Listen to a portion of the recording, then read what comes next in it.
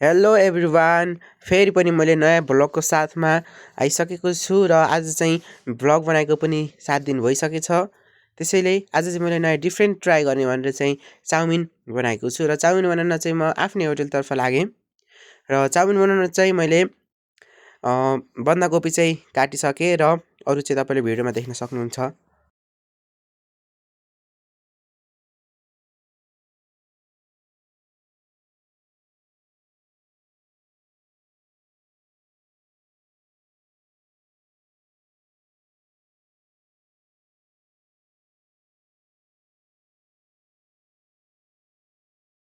Chowmein चाहिँ पाकेर ready भइसकेको छ र यसलाई चाहिँ मैले अब खान जाँदैछु। हेर्दाखेरि त राम्रै छ, अब खाँदा चाहिँ कस्तो हुन्छ थाहा छैन। फर्स्ट बाइट खाँदा चाहिँ एभरेजमा गुड छ र आजको भ्लगमा हजुरहरूलाई चाउमिन बनाउने रेसिपी कस्तो लाग्यो भनिदिनु होला र हजुरहरूले कसरी बनाउनुहुन्छ कमेन्ट बक्समा लेख्नु होला।